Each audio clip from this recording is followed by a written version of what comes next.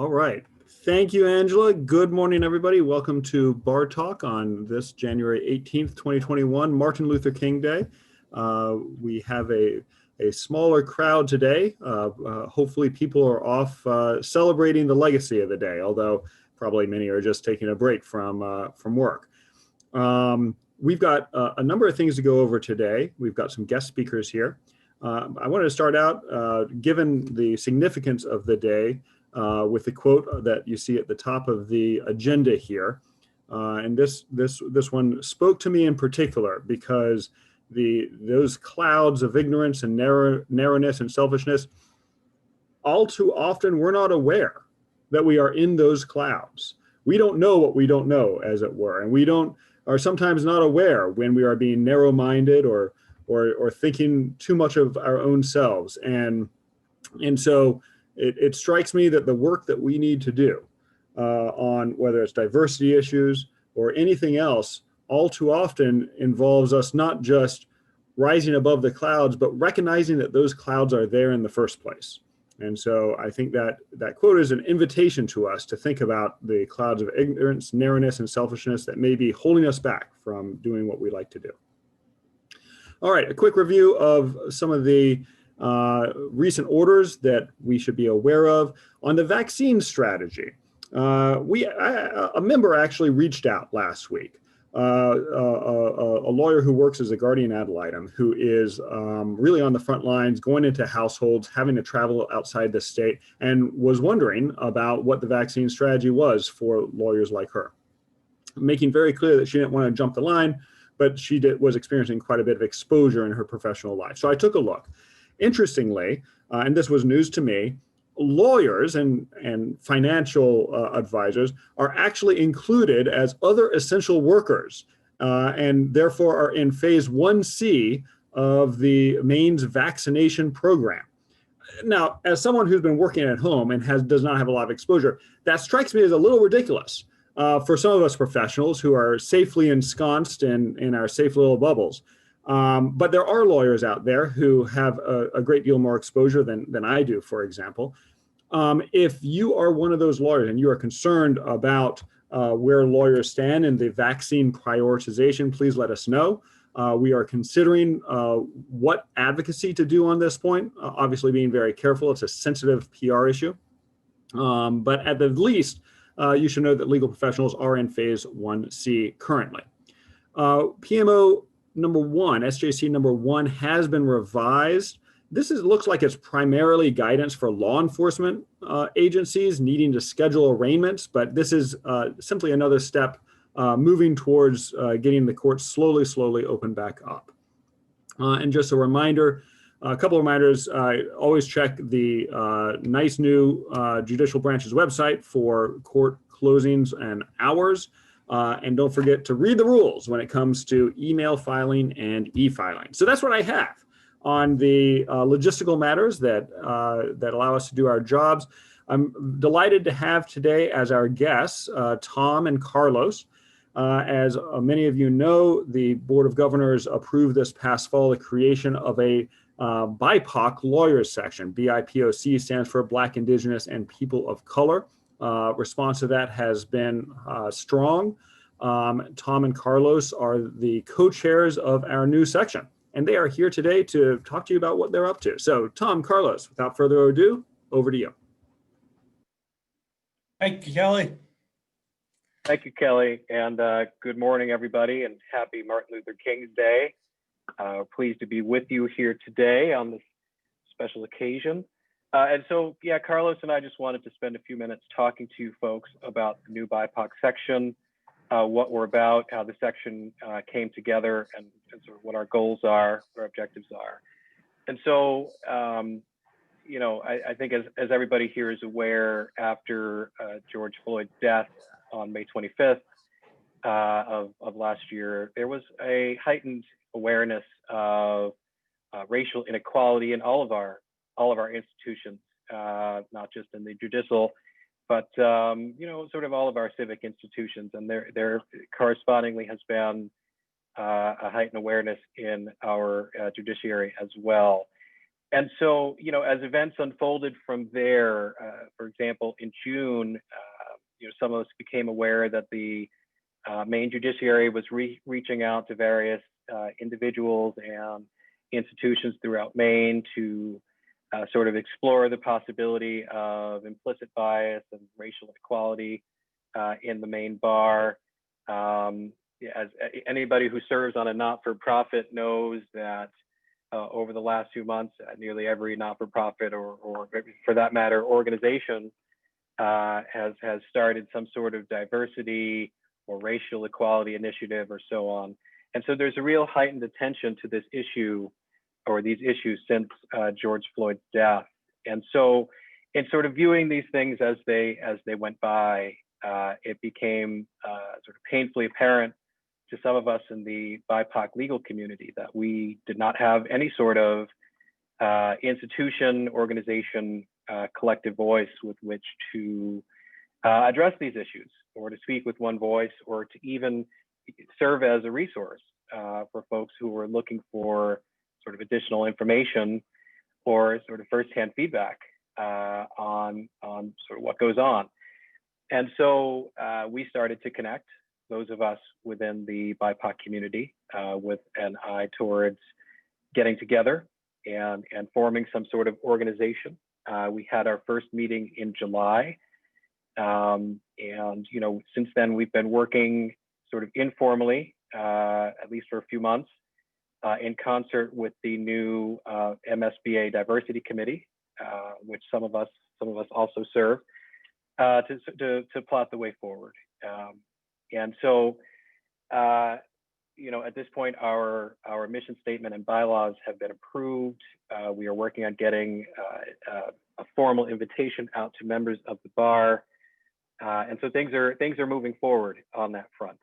So I think some of you may ask, why do we need a BIPOC committee? What's the purpose? What are the issues to be addressed? And so in talking with our membership, these are the themes. I think the number one goal, and I think everybody in the section agrees upon this, is to increase diversity within the state of Maine, within our bar. And we feel that, to state the obvious, we feel that to increase diversity will then in turn increase sort of it will create the potential for more equitable legal system here in Maine. There is a great story that was circulating a few months ago about an implicit bias training that was put on for some members of the Maine judiciary. And at some point during this training, there was a picture of a large African-American man that was put on the screen while a series of crimes were described. And what came out of that was that a lot of judges assumed that was the defendant, only to learn that was in fact the detective who had been prosecuting the crimes. And so, just to cite that one brief example, in terms of increasing diversity, the feeling is that it will help to create a more equitable legal system here in Maine. So how do we increase diversity, right? I think one of the biggest problems that those of us who have been trying to recruit BIPOC lawyers to Maine encounter is that, true or not true, there is a profoundly negative impression that lawyers of color get about coming to Maine and setting down roots here and practicing here. And again, I'm not here to debate politics with anyone, but I think that there was certainly over the last few years a spate of rather discouraging sort of political events and stories that came out of Maine that sort of served to enhance that perception. And so, the BIPOC lawyers that I have spoken to from out of state and that my colleagues have spoken to from out of state almost universally say that if they come here, they are concerned that they are going to be sort of out in the wilderness by themselves with no supporting network and no resources.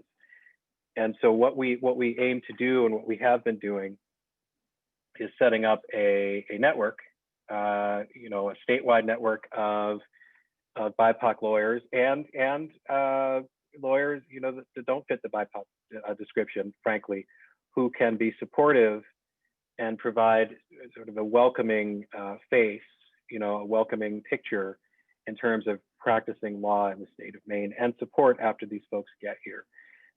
In connection with that, we have also started up a mentoring program for younger attorneys of color. We actually do have our first participant in that.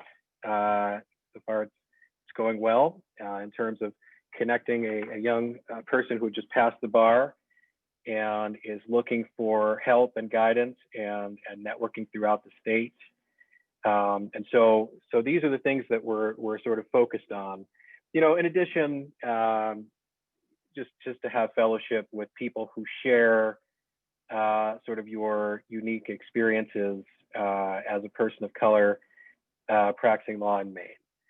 And so, I think the other primary point that I think I've heard, the primary question is, is there really a need for this? Is there systemic racism in the Maine judicial system? Have you folks experienced things that non-BIPOC lawyers have not experienced? And in talking to our membership, I think the resounding answer to that question is yes. And so we feel it's important to do this, and so far it's going well. And we're looking forward to moving forward in the coming months. Yeah, Carlos, did you want to add to that? Thank you, Thomas, and very well put. And Kelly, thanks for inviting us to join you. I just want to add a couple of things on maybe a more personal note. I am a lifetime resident of Maine, born and raised here. In fact, on my mother's side, I'm 10th generation Mainer, and my kids are 11th generation, and we're not going anywhere. On my father's side, as the expression goes, he was fresh off the boat from Colombia, grew up in Bogota, came here as a graduate student at the University of Maine at Orono. And I have quietly enjoyed for the 51 years of my life the racial anonymity of the fact that I look very Anglo, and other than my name, there's nothing about me that would announce that I'm actually half Colombian. And in my 26 years of practice in law in Maine, again, I have quietly enjoyed that anonymity. I have not made an issue of the fact that I am half Colombian. People don't bring it up. It's not a conversation that most people care to initiate or discuss. And that's been just fine with me. But in the aftermath of the Floyd killing and in the upsurgence of the Black Lives Matter movement, what I've discovered is that the people around me, both in the Maine community and in the Maine legal community, seem much more interested than before in having a conversation about racial issues, about minority issues, about racial profiling, about police violence, and so on and so forth. And these issues have always been there, but in our classic stoic Maine, New England way, we just don't talk about it. So the reason I'm very happy to be involved in this BIPOC section and to participate as a co-chair with Thomas is because I welcome that conversation. And I'm very glad to see that the community is reaching out for that conversation. And in the few meetings that we've had, sort of tentative preliminary meetings to flesh out whether there was an interest in forming this section, I got that sense from others who are going to be section members as well. The sense that they are here and they are present and they want to have that conversation and they want to help. So I hope that this, the creation of this section isn't perceived as pushing some kind of an agenda. I don't think that it is at all. I think there already is an agenda. I think that people already have a discussion that they want to hold. We're just here to answer that call and try to facilitate that discussion. That's how I see our role. So again, thank you, Kelly. Thank you, Thomas. And I look forward to working with the State Bar Association.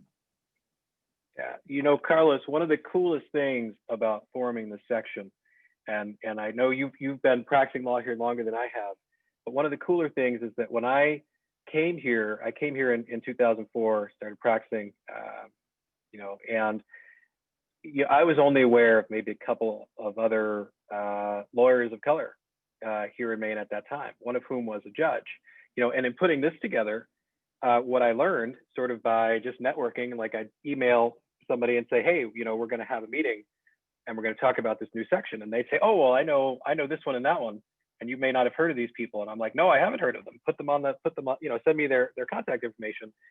And, as a result of sort of that networking process, by the time we had our first meeting, I think there were nearly 30 names that we had, which I had no idea there were so many attorneys of color up here. So that was one really cool, sort of fascinating development from putting this together. Absolutely. Thanks for pointing it out, Thomas.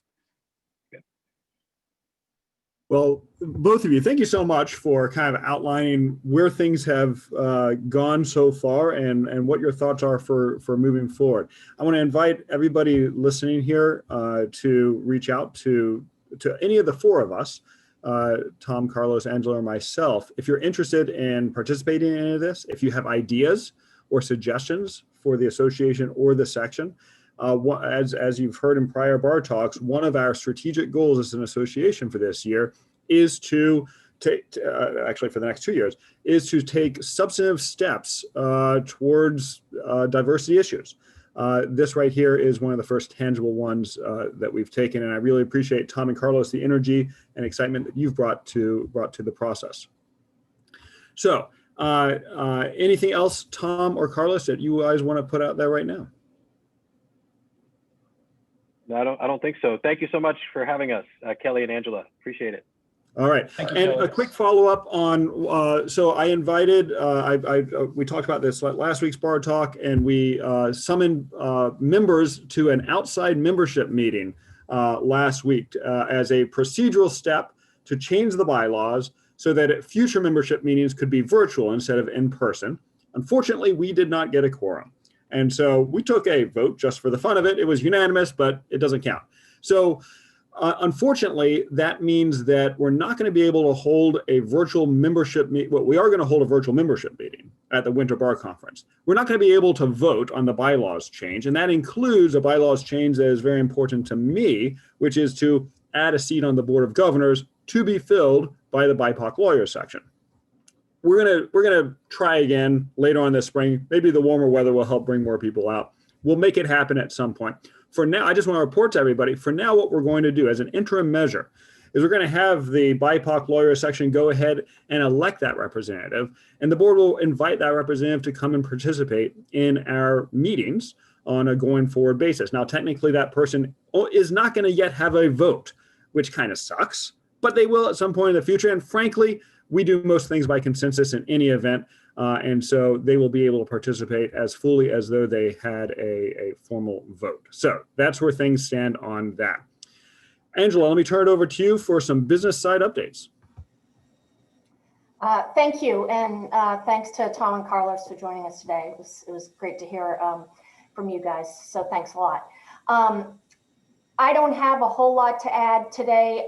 Just a reminder to everybody that registration for the Winter Bar Conference, which starts next Wednesday, is now open, and you can register online. It is a virtual meeting, so unfortunately, it's mostly focused on CLE this go round, as opposed to all the other fun stuff we get to do during a membership conference. But so don't forget to register for that. And you can pick and choose which sessions you would like to attend. And then finally, as you can see on the slide, we have a lot of guests already on the hook for the next few weeks. There will not be a bar talk on February 15th due to President's Day. But other than that, we've got everything lined up through almost the end of February. Thanks. Thank you. And on the Winter Bar Conference, that's an opportunity to get your ethics and H&D credit. Is that correct, Angela? Yes. Yeah, you could, if you attend every session, you could get 11 credits, which include at least one ethics and an H&D. And if you are like me and you are somewhat delinquent with your credits from last year, you can catch up at the Winter Bar Conference. On the personal side, this is an opportunity for us to think about the lawyers who have contributed to the cause of racial justice in our country. As lawyers, we have the perspective, the luxury of the perspective and the education and the knowledge of our legal systems, where we can actually make a real difference in ways that many people cannot. We have a responsibility to use that power. And so I encourage everybody to think about what they can do to advance that cause. Thank you, everybody, for tuning in to Bar Talk. We appreciate you being here, and we will see you again next week. Same time, same place. Have a good day, everybody. Thank you, Kelly. Thanks, Angela.